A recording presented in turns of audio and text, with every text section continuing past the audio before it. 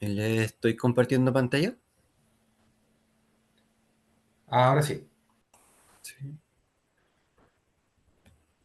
¿Se ve bien la presentación? Sí, Pablo. Ya, genial. Bueno, nuevamente agradecer por darnos y darse también el espacio de poder conversar acerca del huemul, de nuestro ciervo heráldico. Nosotros trabajamos específicamente en el Parque Nacional Cerro Castillo, en el cual muchos transitamos por ahí y tenemos a veces la suerte de poder ver al huemul. Eso,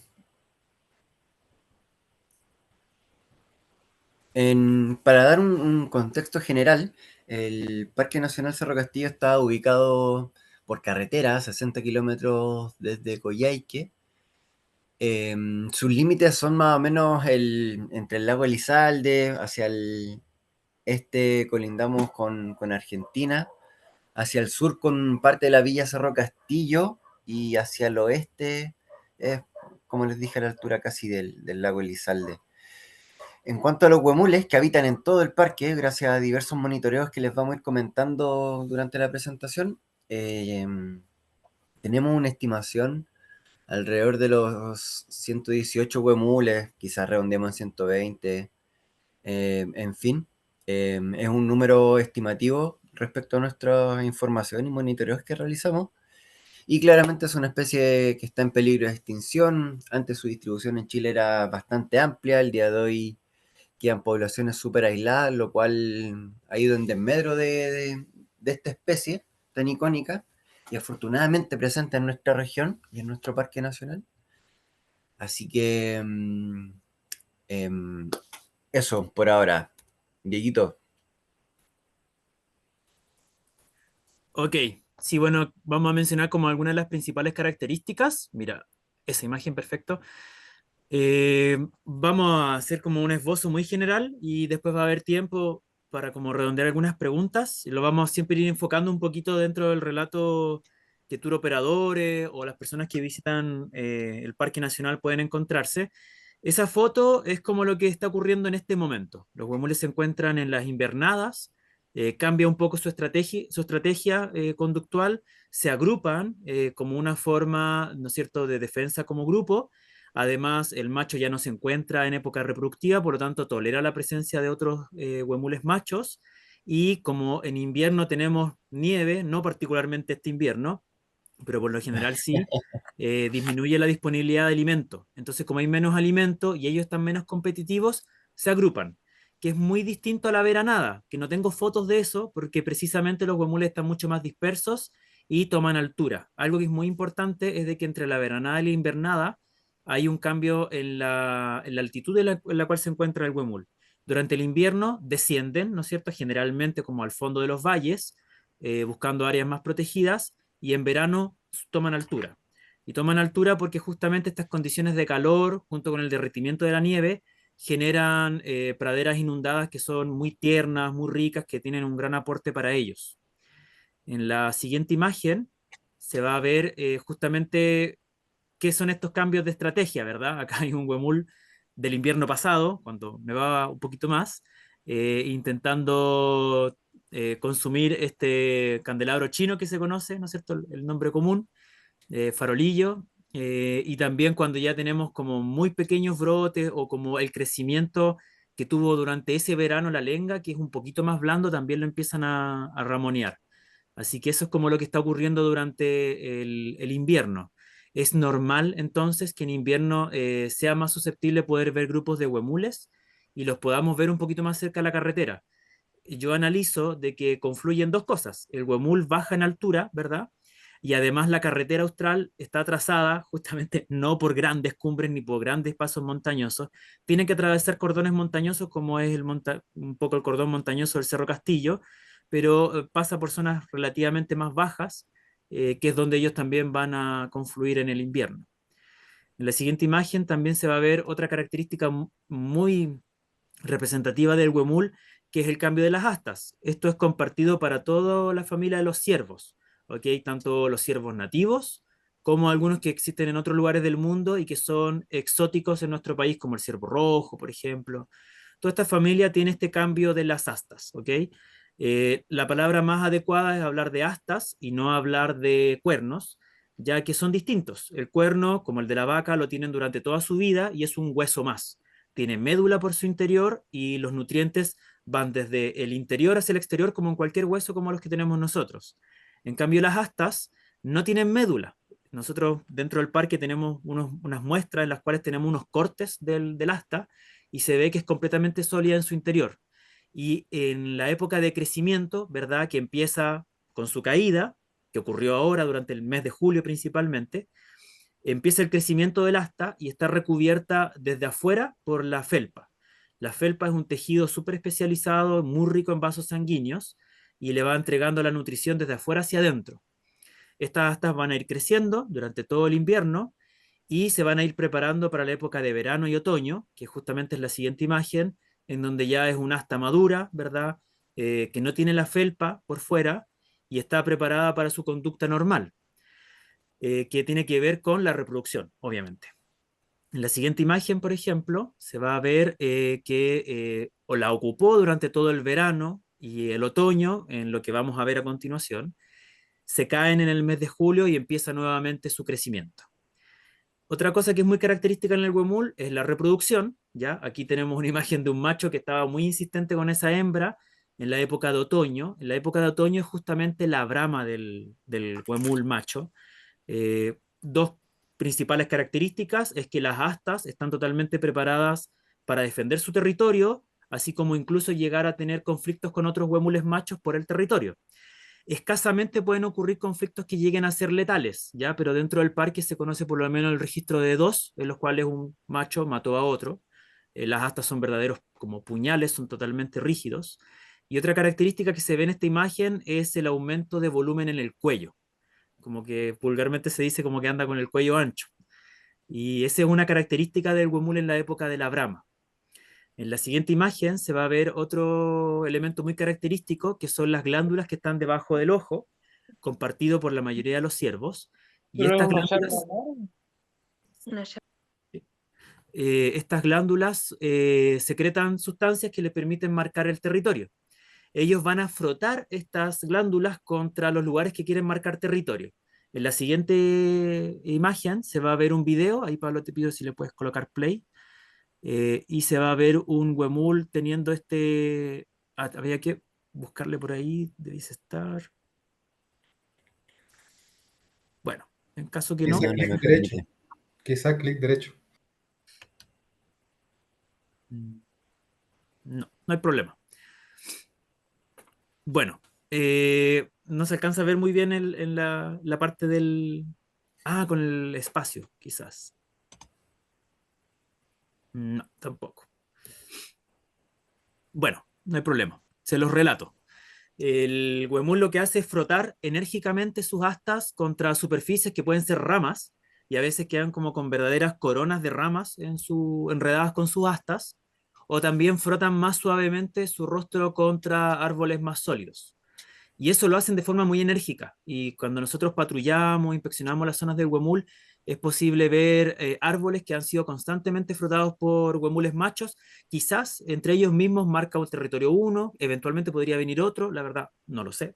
Ese dato no vamos a arrojarnos la responsabilidad de saber que lo sabemos todo del huemul, porque hay árboles que están realmente muy marcados. Y también se ve cuando hay ramaje que ha sido roto por esta conducta del huemul. Así que eso con esta diapositiva, doy el paso en la siguiente retomamos con Pablo. Perfecto, no sé si hay alguna consulta por ahí o continuamos. Dale, voy a seguir. Una de las formas que tenemos para monitorear al Huemul es por medio de las cámaras trampas. Tal vez alguno haya escuchado ese término por ahí o sepa de qué se trata. Son unas camaritas que detectan movimiento y cuando detectan movimiento se activan y sacan fotos. Eso lo instalamos dentro de los 60 puntos en el parque, que es la imagen que estamos viendo, esos son los límites del parque. Al sur está Villa Cerro Castillo. Y este es, como les comentaba, uno de los monitoreos. A grandes rasgos son esos, son 60 puntos donde durante 30 días se instalan cámaras trampa de continuo y nos arroja imágenes de las cosas que suceden ahí. Pablo, Cuéntame. disculpa que te interrumpa, pero aprovechando que Dale. está presentando ahí la lámina de las cámaras trampa, es que me parece que tiene que ver un poco con la pregunta que nos llega por el chat. Javi Pérez pregunta, ¿cómo identifican y segmentan la población y cómo está conformada? ¿Tienen manera de identificar el estado de salud de esta población? ¿La pueden ver en el chat igual la pregunta? O A si ver, necesitan, es que yo te la dejaría repito. de compartir pantalla. Quizás Pero te la si... repito, te la Dale, a repito. ver. Vamos por partes. ¿Cómo identifican y segmentan la población? Mira, esta es una forma. Más adelante vamos a mostrar otra forma de monitorear la especie y específicamente unas poblaciones que hay en el parque. Perfecto. Pero esta es una forma, una imagen en cierta época del año te permite diferenciar si son más machos, más hembras, cuántas crías hay en ese instante, en fin, te detecta todo acerca de la especie o sea, te da esa información, la cual te permite estimar más o menos cuántos machos, cuánta hembra y cuánta población habita en todo el territorio del parque. Perfecto. Entiendo que va a responder un poco más y complementar esa pregunta más adelante.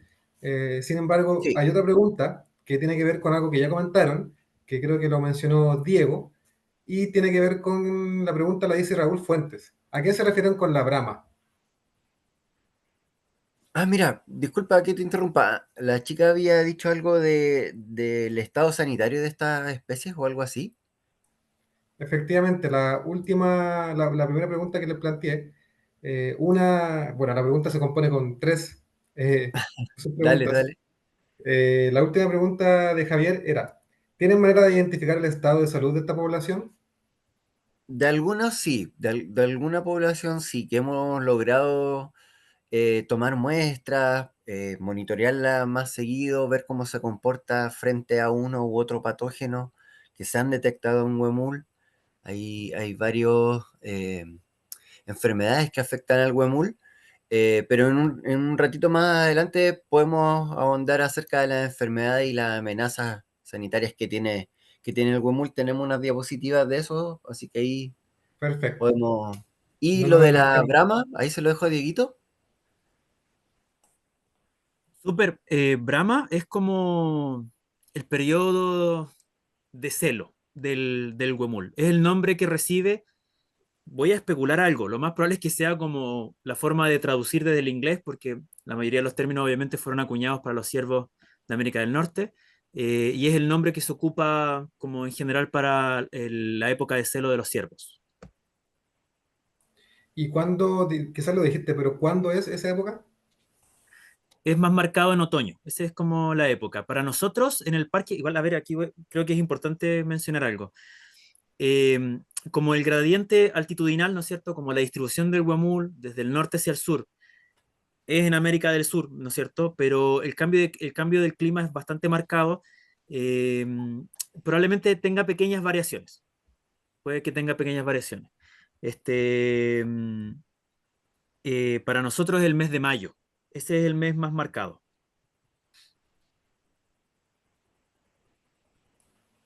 Bien, muchas gracias. Genial. Continuamos. Bueno, hay unas imágenes de justamente lo que yo les comentaba, las camaritas trampa. Dieguito, no sé si queréis continuar tú esta imagen. Si quieres, termina esa parte de las camaritas que yo creo que está bueno. Está bueno. Ya. Eso pues nos dan esas lindas imágenes, nos muestran la diversidad de especies que tenemos en el parque y en los distintos puntos. Yendo de izquierda a derecha, la parte de arriba, un lindo puma que es bastante frecuente en las cámaras trampas, aún más las cercanas al límite con Argentina, pero la verdad se distribuye por todo el parque. El guanaco ese sí que está más pegado al ambiente de estepa, que es cuando nos acercamos hacia el límite este del Parque Nacional, como de Balmaceda hacia la cordillera o desde Ibáñez, desde Puerto Ingeniero Ibáñez para la Viquini hacia el norte. El huemul también lo habita bastante, comparte bastante hábitat con varias especies. De estas tres que he hablado, el guanaco, el puma, el huemul, de repente comparten camaritas, comparten ambientes, y eso también son datos interesantes de repente para nosotros. No sé si logran ver en la esquina inferior izquierda que al medio de la foto hay un gatito. Ah, mira, ahí se acerca un poco, genial. Afortunadamente tenemos bastantes especies de felinos en el parque, lo cual indica que es un ambiente que puede estar bastante saludable, entre comillas, al tener depredadores, que son el puma, en este caso es el gato geoffroy y el gato montés, el que sale en la fotito. Como les digo, cercano también al guanaco, al ambiente de estepa, está el gato colo colo y también el gato huiña, que ojalá, o si alguno tuvo la experiencia de verlo por ahí en alguna vez, también es un gatito hermoso que también habita en el Parque Nacional. El zorro también es bastante frecuente y en la inferior derecha, no sé si alcanzan a distinguir el piche que apareció ahí, el peludo. Como también podemos ver fauna, también aparecen ciertas amenazas, nosotros las llamamos así, o ciertos individuos introducidos que creemos que van en merma de las poblaciones de animales nativos. Este es el caso de las vacas, el caso de los jabalíes, una especie súper invasiva que hemos detectado bastante frecuente en el parque, más de lo que nos gustaría. Eh, el bisón, que también es una especie introducida, que también pone en amenaza bastantes especies, tanto de roedores como de aves, y el ciervo rojo que se alcanza a ver ahí, que es bastante más grande que un huemul. Justamente ya que salió la pregunta de la brama, esta es la época más conflictiva quizá y amenazante que se vuelve el ciervo rojo con respecto al huemul o a otros animales, porque al estar en celo se vuelven más violentos, y si se logran juntar con un huemul, claramente el que va a perder va a ser el huemul por el tamaño de las astas que tiene el ciervo rojo. Los perros como animales domésticos también, que son bastante frecuentes en los hallazgos en cámaras trampa, más de los que quisiéramos, y la liebre, que ahí es un caso especial el de la liebre. Dieguito. Perfecto. Bueno, esta imagen hay que explicarla un poquito porque se ve como demasiado duro los datos. Nosotros patrullamos todos los días, idealmente 2 veces al día, ¿ya? Y hemos ido como conociendo a los huemules como individuos o generalmente como las zonas donde ellos habitualmente habitan. Ellos son súper de micrositios. La verdad es de que tenemos machos dominantes que ocupan año a año en las mismas zonas, entonces los vamos conociendo un poquito. Ese conocimiento que se va acumulando con el tiempo nos permite a final de mes estimar cuántos huemules vimos durante ese mes, como una aproximación. Entonces tenemos meses de pic, que generalmente, por aquí se ve la gráfica, es el mes de octubre, meses donde podemos ver cerca de 40 huemules diferentes en la carretera. No es que nosotros veamos 40 huemules en un día, sino que un día vimos 15, luego se agregó un grupo de 5 en los Mallines, un grupo de 4 en el Puente el Blanco, y así vamos comprendiendo que son huemules diferentes. ¿Por qué es importante esta imagen, pienso yo, para el relato? Porque es entender en qué meses es más habitual ver huemules dentro de este tramo de los 25 kilómetros de la carretera austral que atraviesan al Parque Nacional. Como pueden ver, tiene que ver con el invierno y tiene que ver con la salida del invierno. Y los meses de verano, enero, febrero, marzo, abril, son meses donde vemos menos huemules. Puede ocurrir, y igual hay que ver esta información, que tengamos un grupo que se estableció mucho, que está constantemente en la carretera, pero nosotros no lo vamos a estar contando todos los días y aumentando este número. Si vimos 5 y sabemos que está en la curva de las horquetas, por darles un ejemplo, sabemos que ese es un número 5 y no es que al día siguiente los volvamos a ver y aumenta este número, sino que sabemos que son los mismos. Entonces, tenemos un pic de observaciones de huemules en invierno y tiene que ver con que ellos están en invernada, entonces bajan en altura y se acercan más a la carretera. Y tenemos bajas observaciones en verano porque generalmente ellos van a buscar a las alturas y también, además de buscar las alturas, ocurre el momento de las pariciones de las hembras, que es generalmente en, los meses en el mes de diciembre, quizás hasta los primeros días de enero, y ellas se van a ir a parir muy escondidas, entonces también van a salir de nuestra vista y a su vez los machos están buscando a las hembras, entonces van a estar realmente muy dispersos en el territorio. La conducta del huemul y la posibilidad de poder observarlo en la carretera depende del momento, de la época del año en la que nos encontremos. Eso ya nos puede anticipar un poquito de qué es lo que vamos a estar viendo.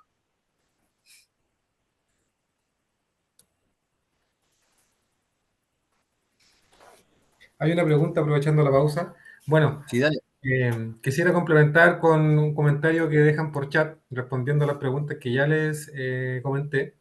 Usuario, no aparece nombre, dice: hola Javi, complementaré por acá cuando pueda. Existen 8 guamules con un sistema de marcaje en el parque. Soy yo Ya que sea le radio... respaldé un poquito la información. Ah, fuiste tú, de veras que tu nombre es usuario. Sí. Disculpa. Lo voy a leer igual para quienes no pueden acceder al chat. Existen 8 guamules con un sistema de marcaje en el parque, ya sean radios collares, crotales amarillos o crotales metálicos. Estos individuos recibieron algún tipo de tratamiento. El estado de salud lo aproximamos patrullando de forma diaria y vamos viendo la presentación de abscesos, que es lo más habitual. Ya habiendo dicho eso, también hay otra pregunta de Javi que consulta: ¿cuánto dura la gestación?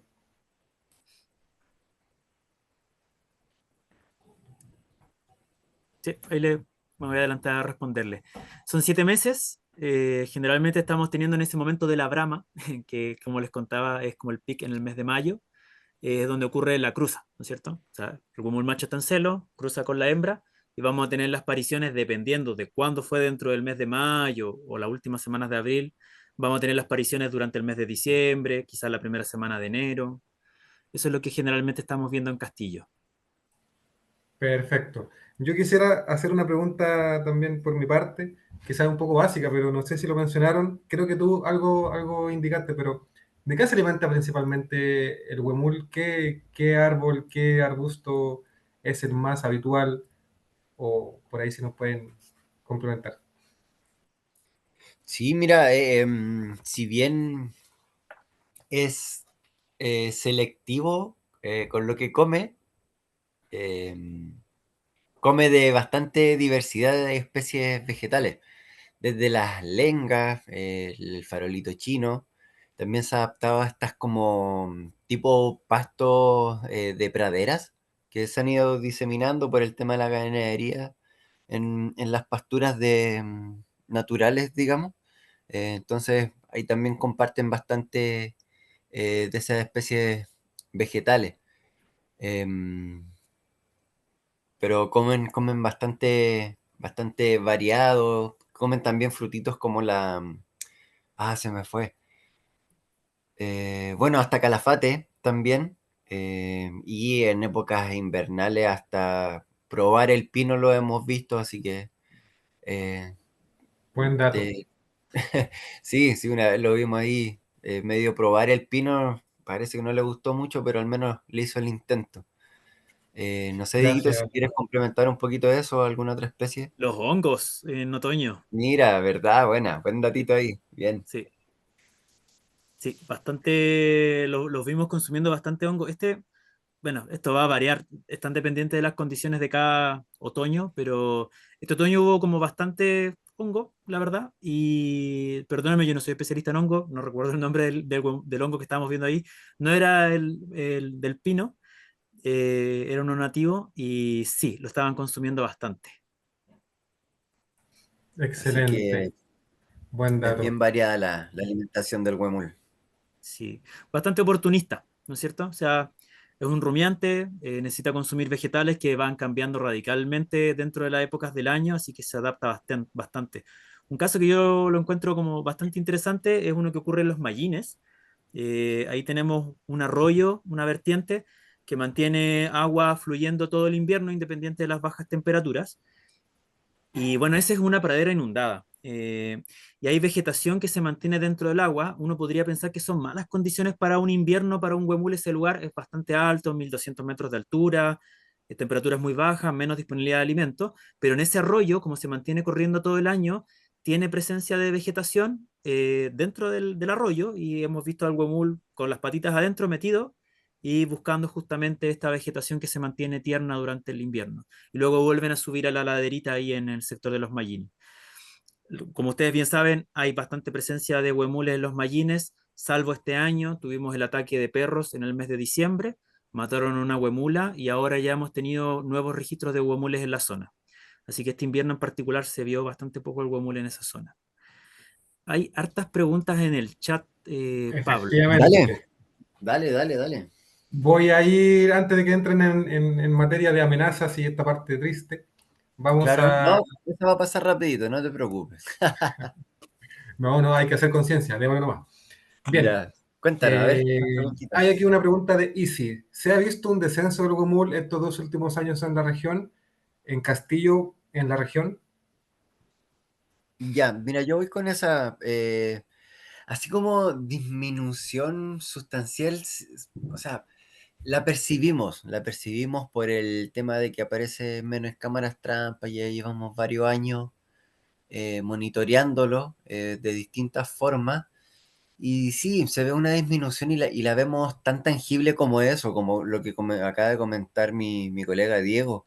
Hemos sufrido ataques de perro, incluso a los huemules, entonces vemos cómo las amenazas han ido disminuyendo directamente, dándole muerte al huemul. Entonces, y no solo acá en Castillo, he conocido también mucha historia así en Cochrane. En fin, me imagino que en algunos pueblos con poblaciones de huemules cerca también han visto el tema de los perros. Entonces, bueno, acá también tenemos presente el tema de los atropellos. Entonces vemos directamente el cómo uno a uno van muriendo cada vez más huemules y por causas no naturales, que eso también es importante, creo, mencionarlo. O sea, un huemul no debería morir por un ataque de un perro, quizás sí por el del puma, y ahí podemos entrar en una discusión larga y tendida acerca de eso, pero en fin, son causas no naturales las que vemos directamente y vemos afectando a las poblaciones de huemul. Pablo, aprovecho de conectar otra pregunta que dice Daniel Torres, que tiene relación con lo que estás comentando. ¿Saben si se monitorean las otras colonias de huemules que hay en otros lugares de la región? Sí, o sea, sé que se hacen estudios en otros parques nacionales, como en el Parque Nacional Patagonia, en el Parque Nacional Queulat, em, pero de las poblaciones así completas, hay algunas poblaciones que también están fuera de los parques nacionales, y a esas nosotros simplemente sabemos que existen, se conocen, pero así como más en profundidad, como conocemos esta población del Parque Nacional Cerro Castillo, no, se nos dificulta un poquito. Vamos a tratar de conseguir esa información ahí con otros colaboradores quizás durante estos días para poder complementar esta información, ¿cierto? Y sigo conectando lo que venimos conversando, que tiene que ver con monitoreo, con trabajo conjunto incluso. Y Nicolás Mella dice, pregunta, me gustaría saber qué función cumple Rewilding con los huemules y si es que trabajan en conjunto para el monitoreo de la salud de los huemules. Además, ¿cómo se llama la enfermedad en donde salen esos tumores y cómo se contagian? Dieguito, no sé Dos si preguntas. quieres... Sí, por supuesto. Por lo menos la pregunta aquí la tengo a la vista, así que voy a ir como trabajándola. Si se trabaja en conjunto, sí, de hecho, hace poquito estuvimos trabajando en conjunto un caso. Reconocemos dos cosas. Primero, obviamente son instituciones diferentes, ¿verdad? Una es una fundación, la otra es una institución pública que administra los parques nacionales, pero como personas comprendemos cómo congenian, ¿verdad? Este trabajo, y en terreno nos vemos todo el tiempo, así que si vamos trabajando en conjunto el tema de la salud, vamos haciendo las alertas cuando corresponde a la institución que es pertinente en esto, que es el Servicio Agrícola y Ganadero. Sobre tu consulta de cómo se llama la enfermedad de los tumores, esta enfermedad se llama linfadenitis gaseosa, es generada por una bacteria que se denomina Corynebacterium pseudotuberculosis. No nos mareemos con nombres complicados. Lo importante de esta bacteria es que en el año 2017 se aisló y se publicó un artículo científico donde las muestras provenían del Parque Nacional Cerro Castillo y esta bacteria era la variante que proviene de las ovejas. Así que el contagio fue de la oveja al huemul, en algún momento de la historia, ¿verdad? Saltó al huemul. Y tu pregunta de cómo se contagian, bueno, este absceso contiene a la bacteria en su interior, se rompe en algún momento, cae al pasto y los huemules están consumiendo esas pasturas. Así que otro huemul la consume, ingresa a su cuerpo y se desarrolla nuevamente la enfermedad. Es una enfermedad crónica, creo que un poco en su primer brote tuvo como un impacto, pareciera ser, es una especulación en base a observaciones, tuvo como un impacto muy fuerte en un inicio y ahora se han mantenido individuos que llevan muchos años con la enfermedad y presentan la enfermedad o los brotes de abscesos de forma cíclica. Así que eso. No sé Muchas si gracias. aprovecho de redondear lo que en el texto preguntan también, porque veo que hay otras preguntas que se conectan un poco. Sí, voy a seguir con la dinámica de leerla para quienes no están viendo el chat también sepan qué están respondiendo. Ya digo. Hay otra pregunta que dice relación con los hábitos nocturnos.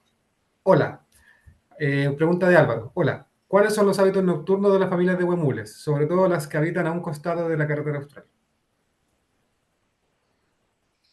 Buena pregunta, Sí. buena pregunta.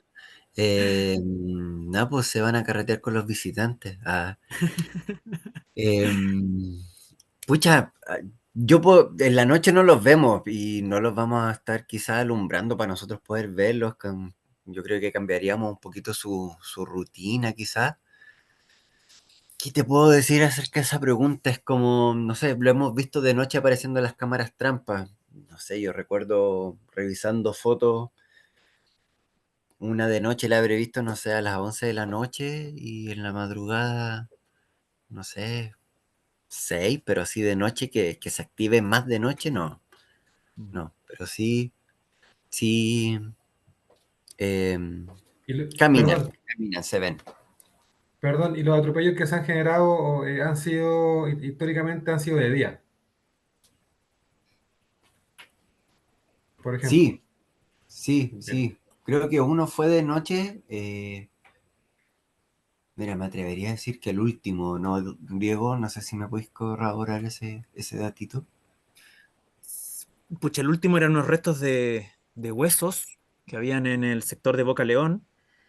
Pero sí, a ver, yo creo que complementando, y estoy muy de acuerdo con lo que menciona Pablo, sí, por una parte, súper sinceramente, hay un desconocimiento porque no es foco ir a buscarlos con focos, valga la redundancia, para ver qué es lo que están haciendo de noche. Así que sí, hay un desconocimiento de eso.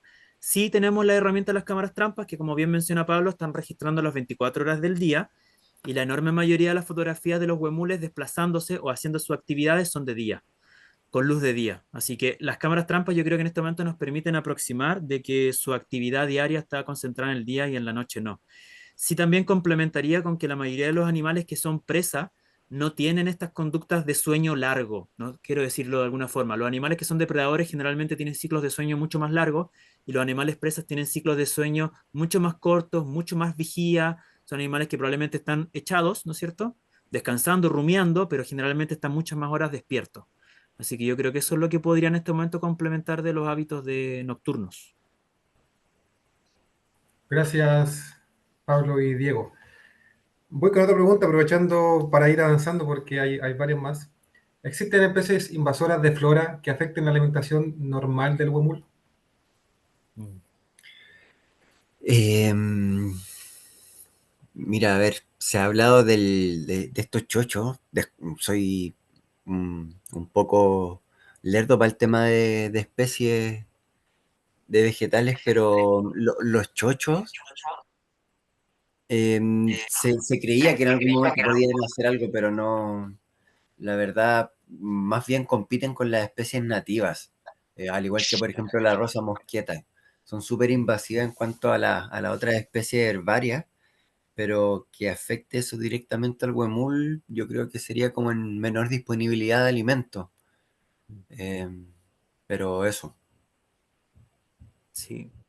Sí, totalmente de acuerdo con Pablo y quizás lo que le agregaría es de que el tema de las especies invasoras de flora varía bastante como de región en región. Trabajé previamente en la región de Magallanes y allá el retamo, que es una especie también invasora, Ah, eh, cierto. también se ha demostrado, como bien dice Pablo, que solo agrego un ejemplo como con un nombre que es el retamo, que como tiene obviamente un rápido crecimiento en zonas post-incendio, no permite luego el brote de la lenga. Entonces, sí, el retamo no le va a hacer nada al huemul, pero le está quitando espacio para el crecimiento de las especies nativas que tenían que estar presentes. Y hay enormes superficies, por ejemplo en el Parque Nacional Torres del Paine, en donde el retamo está presente y si no es removido, la lenga no va a poder crecer en ese lugar. Y lo mismo lo estábamos viendo con el chocho, como bien menciona Pablo. Claro, el chocho no le va a hacer daño en ese sentido. Y el huemul va a saber diferenciar entre las especies que va a querer consumir, pero le quitan el alimento. Excelente.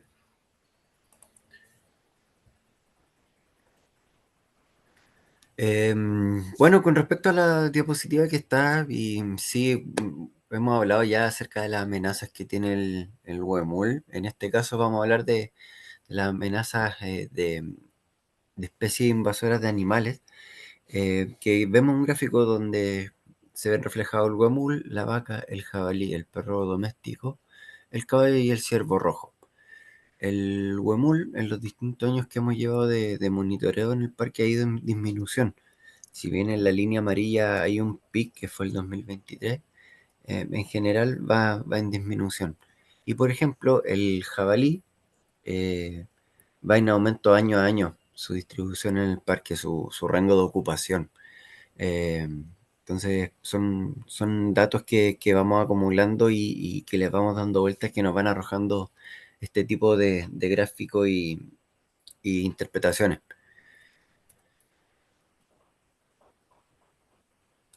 Dieguito. Perfecto. Bueno, em, en general, la labor de los guardaparques a nivel nacional siempre ha estado con un sello muy marcado con el tema del monitoreo. Recuerdo que hace poquito estuve trabajando una planilla en papel que estaba registrada desde el año 74, 1974, escrita por el que actualmente es el guardaparque más antiguo de Chile, que es Juan Toro. Hoy en día han ido apareciendo nuevas tecnologías, pero el trabajo en el terreno sustancialmente no cambia. O sea, siguen siendo observaciones como con un carácter muy naturalista y hoy en día tenemos una nueva herramienta que se llama Smart, que lo que hace, de verdad, en muy pocas palabras, es llevar estas planillas que antes eran en papel a una planilla digital. Nosotros a través de una aplicación vamos recogiendo la información, marca nuestro recorrido con el GPS, nos permite geolocalizar las observaciones que podamos encontrar. Así que seguimos con los mismos patrullajes de siempre, pero ahora se le agrega una herramienta que nos permite salir del papel y llevarlo a una planilla de Excel y hacer los análisis que correspondan. Inclusive están subidas a una plataforma que es online, es de consulta pública. Solo necesitan ingresar con su correo para la plataforma del Smart y pueden ver los patrullajes y las métricas que se generan a nivel nacional. ¿Qué es lo que nosotros hemos visto durante estos patrullajes? Primero, algo muy relevante que tiene que ver con los atropellos. Desde el año 2004 han fallecido 14 huemules y por eso es nuestra presencia y énfasis de estar en la carretera supervisando esto. Como conversamos, en invierno los huemules están más cerca de la carretera. Es una experiencia increíble para los visitantes, obviamente, y para todos los que circulamos en la ruta, pero se genera también el escenario para que ocurran tanto los atropellos como los acercamientos indebidos. La siguiente imagen justamente se observa lo que es para nosotros un acercamiento indebido. El huemul deja de hacer lo que debería estar haciendo, cambia su conducta, pasa a estar en alerta. Podemos generar que el huemul, si no lo manejamos bien, termine cruzando la carretera por culpa del acercamiento. Así que esto es lo que nosotros vamos viendo. Tenemos nosotros un foco muy educativo. Le explicamos a la persona por qué no se debe estar haciendo eso, que hay que tomar distancia con la fauna, que son animales salvajes también. La verdad, no hay registro de ataque de un huemul a un humano, pero no hay por qué esperar a que pudiese eventualmente ocurrir. Hay que recordar de que el huemul, por ejemplo, en Brahma, es un animal que está en otro foco mental, ¿verdad? Está defendiendo su territorio. Así que por eso y muchas otras razones más que hay que mantener las distancias. Eh, Como les comentaba, son idealmente 2 patrullajes diarios. Recorremos toda la carretera, ¿no es cierto? Desde nuestra casa base, que es la Laguna Chihuay, hasta la Cuesta del Diablo. Vamos generando los registros de las observaciones y controlando in situ las amenazas. Todo lo que nos vamos encontrando. Basura, ¿no es cierto? Acercamiento indebido, presencia de perros, elevación de drones y mucho más. Todo lo que dé la imaginación, la verdad. Pero sí quiero hablar positivamente del enfoque educativo. Yo me he llevado una muy grata experiencia con el Parque Nacional Cerro Castillo, porque la verdad es que la enorme mayoría de las veces aprovechamos de poder compartir la información con los visitantes y de obviamente un poco manejar la situación. Yo voy a aquí, bueno, creo que Pablo lo profundiza obviamente más adelante, pero hay hartos tips de cómo ayudar un poco a estas experiencias en las cuales los huemules están en la carretera. Generalmente ellos siempre van cruzando de un lado para otro. Y como ven aquí en esta imagen, el grupo de personas está como bastante concentrado y el huemul puede cruzar ya sea que vaya por atrás o delante del grupo. Eso con esa diapositiva. Aprovecho de realizar una consulta. ¿Hasta qué Sí, parte de Chile? Gastón Sandoval, consulta. ¿Hasta qué parte de Chile por el norte se pueden ver huemules? hacia el norte tengo entendido que los nevados de Chillán son los registros más al norte de la población en Chile. Desconozco si actualmente en Argentina hay alguna otra distribución. Me parece que no. Pero eso, queda un relicto ahí en los nevados de Chillán. Perfecto. Y Isi pregunta, en el verano se vio harto en el Parque Nacional Patagonia que los huemules bajan harto hacia la estepa, hacia la pampa. ¿A qué se debe eso si ustedes dijeron que en verano en general busca más altura? Pucha, desconozco lo que esté pasando en un Parque Patagonia, la verdad. Pero puede ser quizá en pleno verano o a salidas del verano, no sé, poniéndome en supuesto que entran en época de brama, justamente que de lo que hemos hablado, y algunos machos son desplazados, quizás se ven como quizás en esos ambientes cuando ya se comienzan a desplazar. Em, no sé. De todas formas, la estepa, y concordemos en que existen ambientes de transición. Si bien en el Parque Nacional Patagonia, a ambos costados tenemos grandes proporciones de bosque caducifolio, bosque de lenga, de ñire, de cordilleras altas como lo es el Cerro Jignimén y el Cordón Tamango, y en medio está el sector del Valle Chacabuco. Son poblaciones eh, que cohabitan, que están en esta transición a estepa.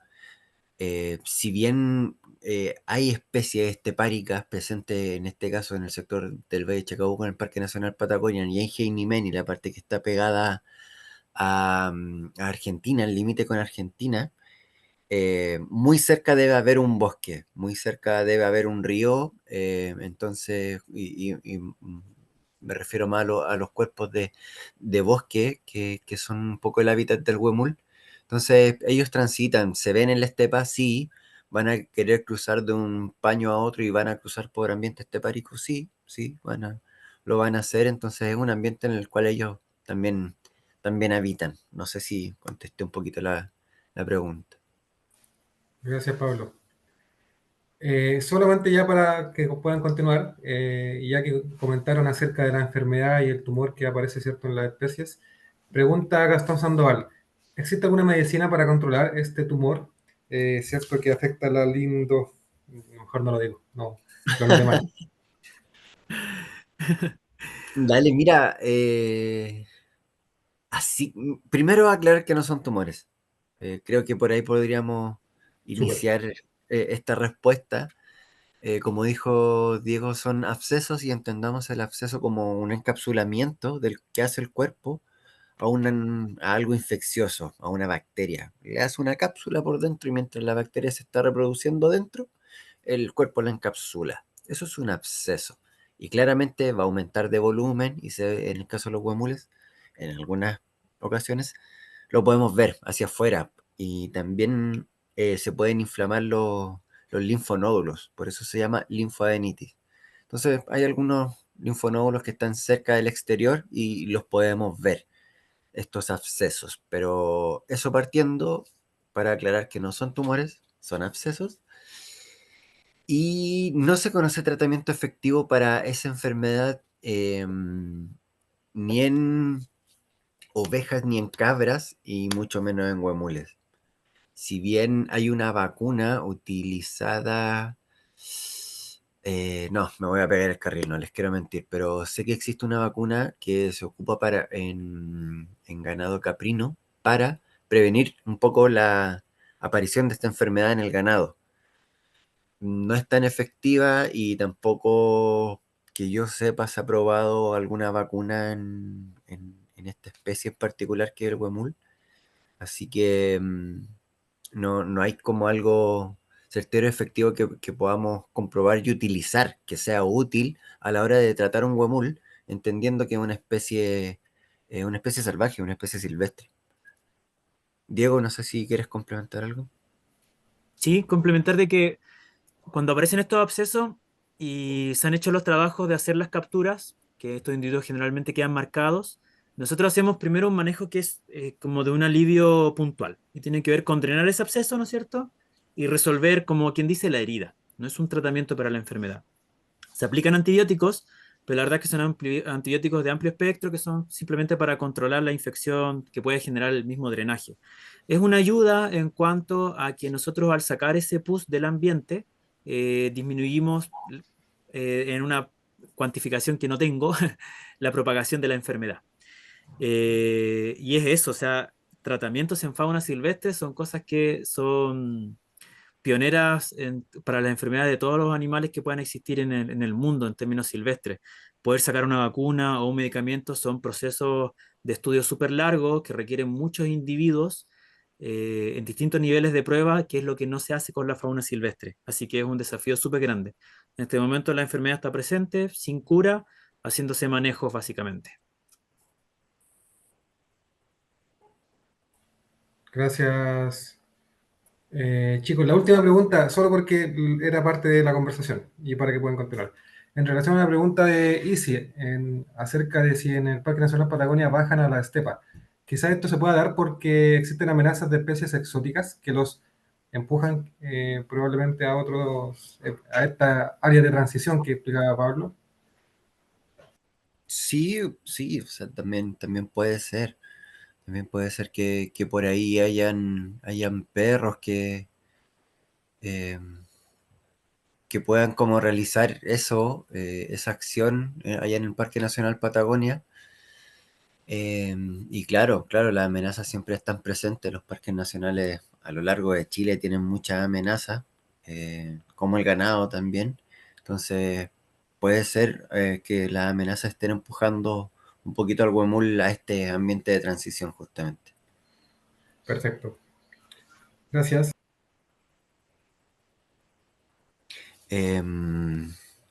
Wow, ¿en qué estábamos? Ah, ya. Monitoreo de Smart. Este es un mapita, no sé si, bueno, nosotros no sabemos de memoria el mapa del parque, pero créanme, aquí están los límites del Parque Nacional Cerro Castillo en línea azul y la línea roja es lo que nosotros eh, vemos reflejado en esta plataforma, en este monitoreo del Smart que les comentábamos, y un poquito una síntesis de las distancias que se realizan, no sé, 177 patrullajes, más de 2.000 kilómetros recorridos, a caminata, en camioneta realizamos más de 25.000 kilómetros, días patrullados, claro, esa debe ser la suma de varias temporadas, en fin, un poquito de lo que realizamos bajo esta plataforma del Smart que les comentaba Diego. Acá un poquito también comentar, para dar contexto a la siguiente diapositiva, que esta es la Ruta 7, que atraviesa justamente el Parque Nacional Cerro Castillo, que es la línea amarilla, en la cual dentro de estos 25 kilómetros que atraviesa el parque, nosotros tenemos ciertos sectores que tal vez algunos de nosotros hemos escuchado hablar o conocemos dentro de esta ruta, como por ejemplo la Cuesta del Diablo, que es el camino hacia Ibañez, luego viene el cruce, en fin, pero la bastante conocida, sobre todo en invierno, Cuesta del Diablo. Luego dirigiéndonos hacia el norte, están los Mallines o el sector del Portezuelo, después la Piedra del Conde, los Groses, porque están los puentes Grosas, y también las Horquetas, que es donde inicia esta linda travesía que tenemos en la red de senderos del Parque Nacional Cerro Castillo. Eh, y así, hasta la parte de Laguna Chihuahua, que es donde está la administración, son los sectores por los cuales patrullamos a diario nosotros en la carretera, en estos 25 kilómetros que atraviesan el Parque Nacional. Y aquí, para cerrar la idea de los sectores, se ven reflejados un poquito los atropellos que se han podido registrar. A modo de graficarlo solamente, que se han visto atropellos en todos los sectores del Parque Nacional, o sea, en la carretera donde atraviesa el Parque Nacional, y se concentran 3 atropellos en el sector de Los Groses, que un poquito después yendo de norte a sur en la Horqueta. Ahí no sé si alcanzan a ver el cursor. Pero eso, reflejar que a lo largo de toda la carretera significa una amenaza el tema de los atropellos para la población de Guamule.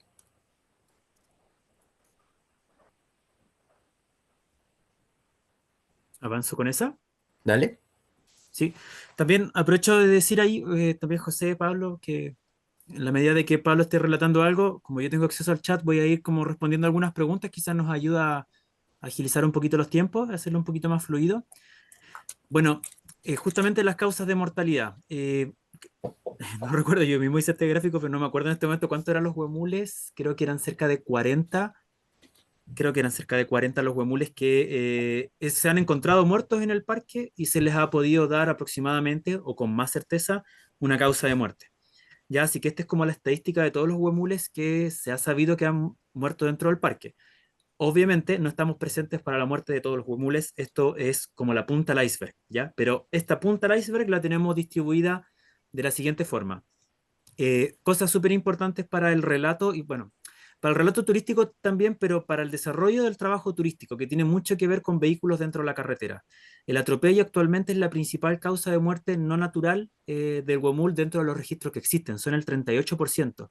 Así que de todos, la mayoría de los huemules se nos están muriendo por atropello. Obviamente hay un sesgo, porque como nosotros principalmente patrullamos la carretera, encontramos estos huemules atropellados, pero también tienen otras causas, y el ser humano está muy presente en estas causas. Si juntamos los atropellos con los perros domésticos y las que están asociadas a esta enfermedad de la linfodenitis gaseosa, el 65% de las muertes están asociadas de forma directa o indirecta a la actividad humana, ya sea la actividad del tránsito en la carretera, la actividad de tener animales domésticos que pueden o matar al huemul o transmitirle enfermedades.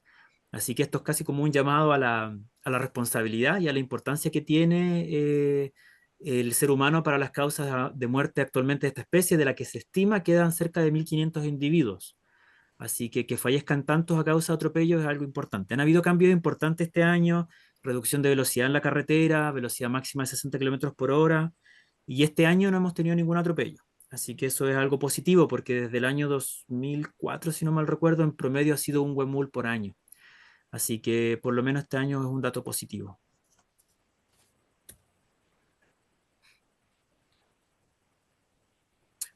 Si quieres, le das Pablo con eso y voy ayudando con el chat. Este, dale, dale, no recuerdo bien a Ya, qué hacía referencia. no hay problema. Esto es como de estos huemules que han muerto por atropello, ¿no es cierto? Que es este 38% de las causas de muerte. ¿Qué ha pasado con ellos dentro del año? Por una parte, el 61% ha sido en la época de primavera-verano, que si bien es una época en la que tenemos menos presencia de huemules en la carretera, tenemos un aumento enorme de la cantidad de vehículos. Y en cambio, en otoño-invierno, que es cuando más huemules tenemos en la carretera, ha sido un poquito menos, un 39%. Un poco nos ayuda esto a entender de que no solamente se trata de que si los huemules están en la carretera o no, las posibilidades de atropello. Tienen fuertemente que ver con la cantidad de vehículos y la velocidad de tránsito. Obviamente, a mayor cantidad de vehículos, esos pocos huemules que probablemente están transitando en la carretera, están más susceptibles a atropello. Y un dato también, como para agregarle gravedad a esto, o que le tomen el peso, es de que casi la mitad, el 46% de los atropellos han sido hembras. Y las hembras obviamente son las que están sosteniendo la reproducción de esta especie, son las que están generando nuevas crías, así que es un daño súper grande. E incluso por ahí un 8% han sido crías, que bueno, me parece que era una sola cría. Así que es un dato importante. Bueno, esos son datos duros, pero que la verdad son lo que vemos y es la experiencia que hemos ido acumulando con los avistamientos de huemules. Justamente queríamos también compartirles un poquito de esto. Somos muchos los que transitamos por carretera y muchos también a veces tenemos la oportunidad y la fortuna de poder ver un huemul.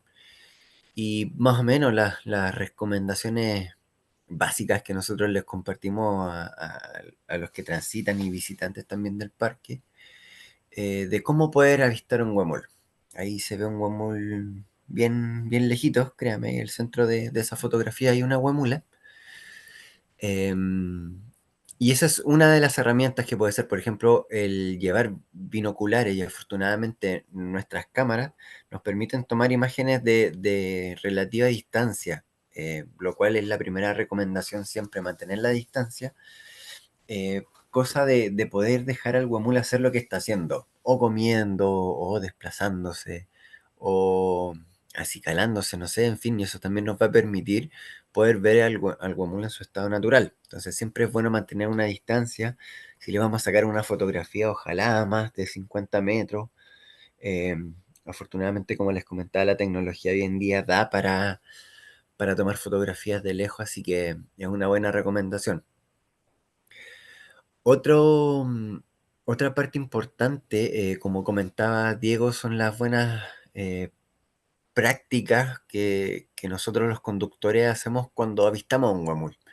Muchos nos damos cuenta que hay un huemul en la carretera porque hay muchos autos detenidos. Y la idea ahí es que tratemos de ver la intención del huemul y si está cerca de la carretera es porque va a querer cruzar. Entonces, dejarle un espacio libre para cruzar, si nos vamos a detener a poder observarlo, estacionarnos unos metros, unos 100 o 50 metros antes o después de donde está el huemul, para así dejarle un buen espacio para que él pueda cruzar si es que así lo quiere hacer. Y también le damos un margen al conductor que viene por carretera que esté atento a las condiciones de que pueda haber un huemul.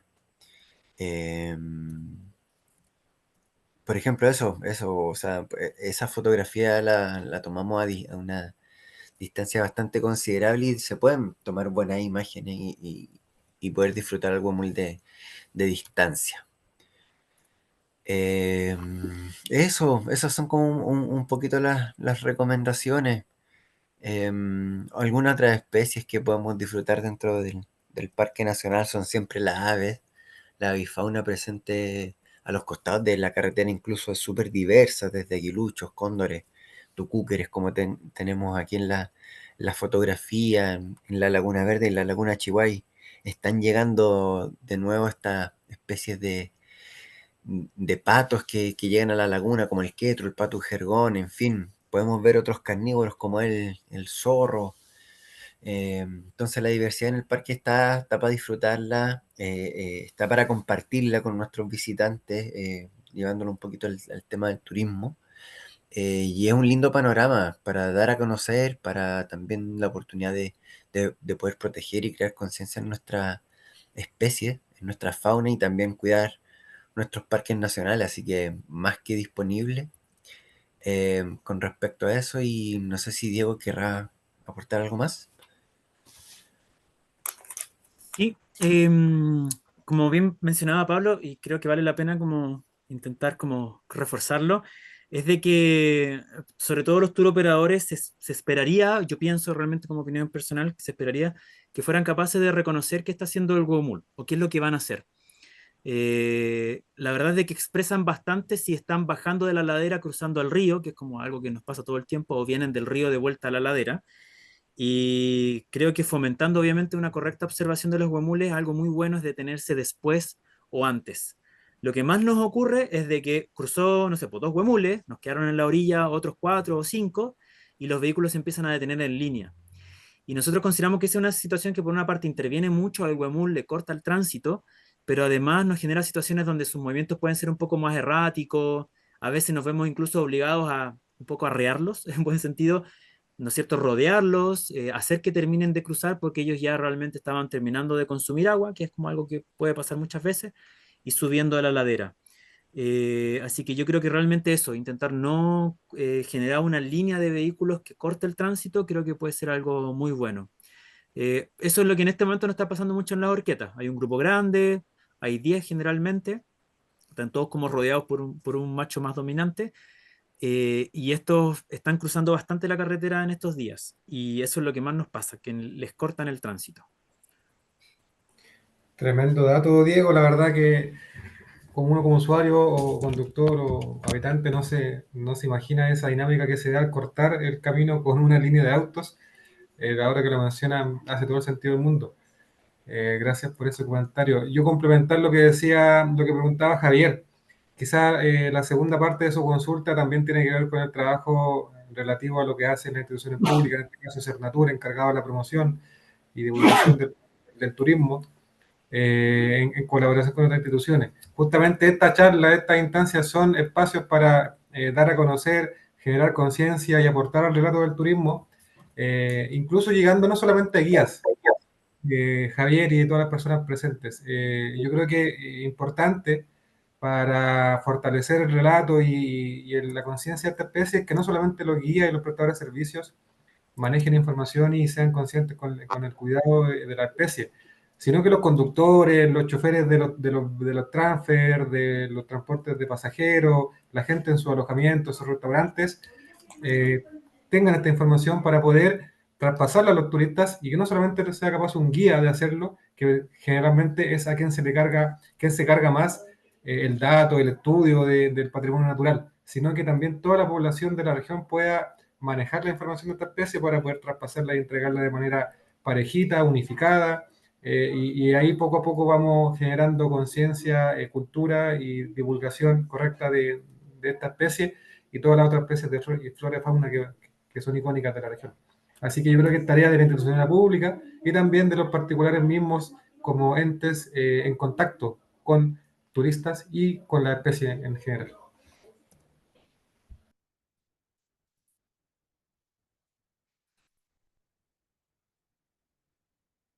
Chicos, no sé si tienen más presentación Eso, o esta es la última lámina, sino ya para ir cerrando y dando los sí, agradecimientos. era eso. Queríamos compartir esta información. Gracias por el espacio. Espero les haya gustado o aportado o hayan aprendido algo interesante acerca del huemul, nuestro hermoso animal heráldico. Y eso. Gracias por el espacio, gracias por el tiempo también. Así que eso, genial. Muchas gracias. Diego, Contento solamente, qué bueno que haya habido harta interacción, hartas preguntas. Eso habla bien, así que qué bueno que la poquita información que manejamos pueda aportar. gracias, Diego. Hay una persona que levantó la mano, Daniel. Hola, buenas, ¿cómo están? Daniel parece que está lejos, pero está presente. Estoy acá en Estados Unidos, pero igual hay harto ciervo aquí en las calles dando vueltas. Hola, Oye, hola, ¿qué tal? Buenas. bien, ¿Qué bien. tal? Tengo una consulta. Lo que pasa es que quería saber si es que el Parque Nacional Cerro Castillo tiene como alguna categoría especial para que tengan, en el caso de ustedes, veterinarios como haciendo estos estudios, como para poder aplicarlo a otros parques, porque siento yo que el Parque Nacional Laguna San Rafael tiene muchísima más fauna que el resto de parques nacionales y no se hacen los mismos estudios que deberían hacerse, los monitoreos y eso. Entonces quería saber si es que hay alguna diferencia entre parques o solamente porque están más cerca de, como de la zona urbana. Sí, mira, gracias Daniel, Gracias. gracias por estar también y por la pregunta. Ujú. Ahí tenemos otra presentación de 1 hora más acerca de las brechas Sí. que tenemos con la área protegida en Chile, sobre todo en un área tan linda como el Parque Nacional Laguna San Rafael, Mm. uno de los más grandes de Chile. Entonces, claro, tenemos una deuda importante ahí con respecto a Laguna, y va por un tema de transporte, disponibilidad de guardaparques, de guardería para los chicos en los distintos sectores del parque, En fin, hay un tema grande por el cual no en todas las áreas protegidas, no solo en San Rafael, sino que en otras también, no se realizan este tipo de monitoreos. Ujú. Y el tema de los profesionales es más bien, a mi forma de ver, puedo estar súper equivocado, que es fortuito que, mm, que en ciertos parques nacionales haya un tipo de profesionales y en otros hayan, no sé, ingenieros forestales, cosas así, o otras profesiones afines como agrónomos quizás. em, pero es más fortuito que puntual, creo yo, si bien aquí está el tema del huemul, que es importante, que es relevante abordarlo por las mismas características de la especie y lo que estamos conversando. em, pero siempre sería bueno potenciar, a mi punto de vista, ojalá todos los parques nacionales pudieran ser monitoreados como son monitoreados el Parque Nacional Cerro Castillo, ojalá todos los parques nacionales tuviéramos profesionales disponibles, no sé, en las áreas marinas, que hayan biólogos marinos, que haya profesionales afines a los ambientes que tenemos en la diversidad de parques nacionales y áreas protegidas, pero la verdad es algo que desconozco y que también se aleja mucho de lo que yo pueda llegar a hacer o no en los demás parques nacionales. Pero sí, tenemos una deuda ahí con Parque Nacional Laguna San Rafael, así que sería hermoso poder realizar. Y Sí, si hay la pues oportunidad, cuenten con mi apoyo ahí eso si se te iba a puede hacer decir. algo. Siento yo que es un parque maravilloso que se está perdiendo por la contaminación salmonera y todo lo que está pasando allá. Y tenemos Claro, especies que son icónicas y únicas en la región de Aysén que están quedando de lado. Así que sí, cuenten ahí con el apoyo de Destino Patagonia si quieren hacer más estudios y cosas en la zona de San Rafael antes que terminemos de perder la biodiversidad tan grande que hay ahí. Gracias. ya, genial. Gracias, Daniel. Lo vamos a seguir empujando desde adentro de la CONAF para que podamos ir potenciando cada una de las áreas Eso. protegidas. Así que gracias. Gracias por tu pregunta, Bien. por el ofrecimiento y por el tiempo. Muchas gracias, chicos. Les voy a dejar comprometido que me envíen la presentación aquí en vivo para poder compartirla junto con la grabación y junto con también por ahí material de rewilding también que tenga CONAF, aludiendo a lo que consultaba Javier sobre material informativo disponible. Vamos a enviar un contenido ahí completo de la presentación, grabación, más otro material informativo. En nombre de Cernatur, Dirección Regional de Aysén, agradecer a la Corporación Nacional Forestal, a Pablo, a Diego, ¿cierto? Del Parque Nacional Cerro Castillo y a todas las personas que se conectaron. De verdad, muchas gracias. Y les invitamos a estar atentos a las próximas charlas que se vienen durante el mes de septiembre. No voy a hacer mucho spoiler, pero se vienen charlas de glaciares, aves de Aysén y cocina guayacero, cómo minimizar el impacto de la gastronomía en la generación de residuos y el beneficio de las comunidades locales. Así que muchas gracias, Diego, Pablo, a todas las personas participantes. Nos vemos durante la charla de septiembre. Atento a las redes sociales de Cernatura y CEN y a los grupos de WhatsApp de turismo y a las redes sociales de las entidades colaboradoras. Buenas tardes. Buenas tardes.